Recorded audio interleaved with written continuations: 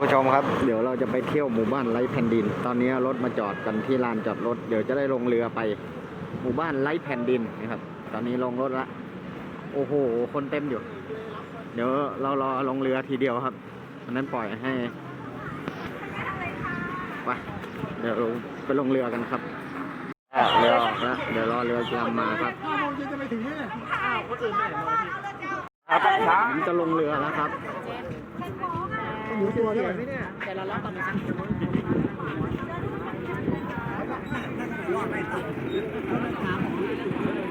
นี่เดี๋ยวเรานั่งเรือหางยาวไปขึ้นเรือโอเคตอนนี้จะขึ้นเรือแล้วมันแห้งแล้วมันจะเป็นเด็กกันนะเย็นแล้วต้องปรับแล้วต้องร้องดิเดี๋ยวตกนั้นปรับไม่ออกถ้าเปล่านะไปครับมาละบ้านไร้แผ่นดินไปเลยหางยาวไป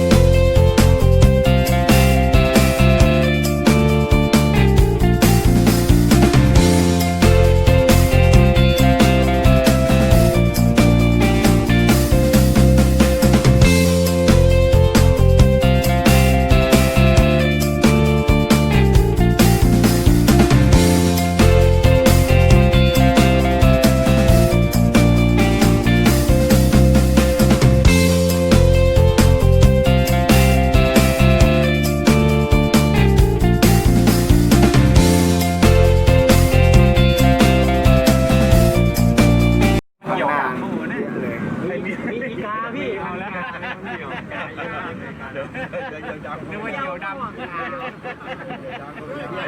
ไม่พี่มันบินโดนแดดมากพี่ ตากินกันแดดเลย มันไม่กลัวเลยนะดูดิไม่กลัวเลยอีกาเนี่ย ไม่ดี30%เทียบเลย จับอะไรวะนะ ให้คนอีกาโดนเนี่ย ให้อาหารเนี่ยคนนี้มุดปุ๊บเลยกินขนมปังขนมปังรู้ดิอาหารสดผมไม่ใช่ขนมปังเหรอนี่วะข้างหน้ามันเทียบเลย กาเนี่ยได้ยินเรียกว่ากาไม่ได้ เดี๋ยวแดงเทียบเลย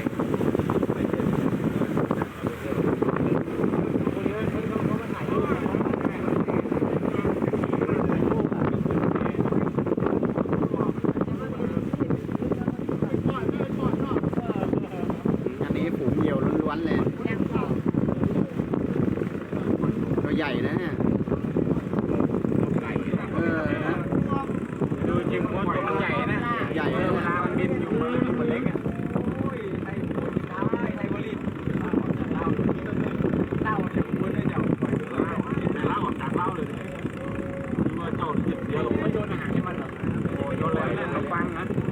นี่ตัวใหญ่อ่ะ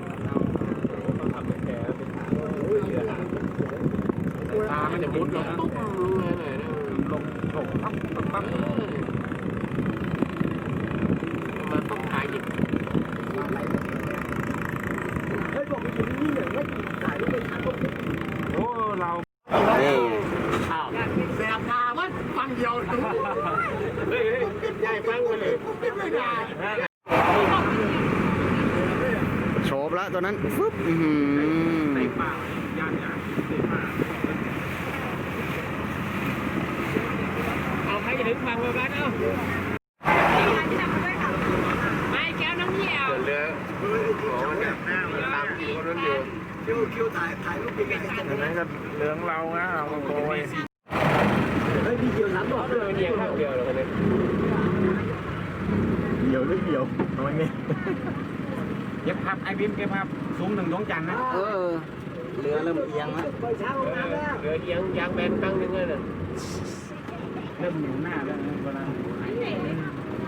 เดี๋ยวเคยไปเดี๋ยวรู้สึกเลยเหนียวเยอะเกินเลยนะอะไรต้องตุ้มเลยเยอะหันหน้าเลยเอาไหนว่าหมู่บ้านไร่บดินมีไอ้สแกนตรงไหนวะยังไม่เดี๋ยวหน้าเดี๋ยวเลี้ยวซ้ายมีเลี้ยวซ้าย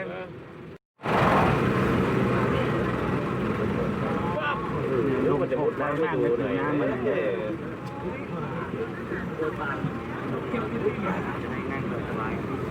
มันจะมุดเลยกินไปได้ไหมเนี่ยกินตอนไหนวะอ๋อนี่ตัวนี้กินเลยนะเวลามันติดได้เราผ่านหน้ามาเนี่ยมันยกขาขึ้นมามันยกขามาเดี๋ยวดูมันยกขาเลยว้าผมเล่นลากกันมาไม่ตาดีเว้ยตาดีสายตาดีด้วยเรือมันถอยหลัง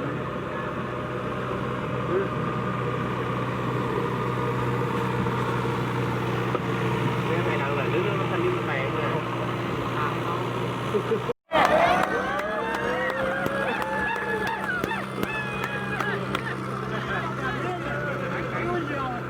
ขากลับบ้านไม้แผ่นดิน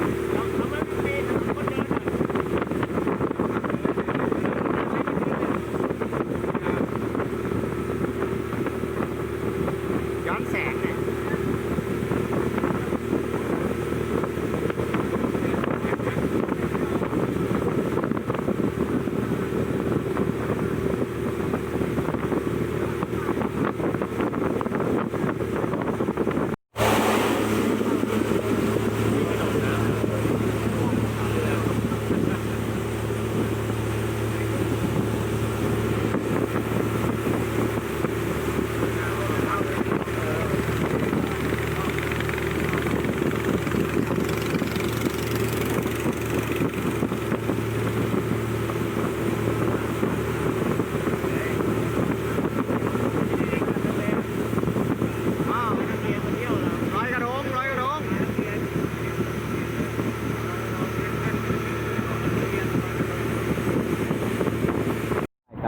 ที่หมายแล้วครับ เดี๋ยวจะเข้าที่พักเทียบเรือก่อนครับถึงฝั่งแล้วไปเทียบเรือกันนะ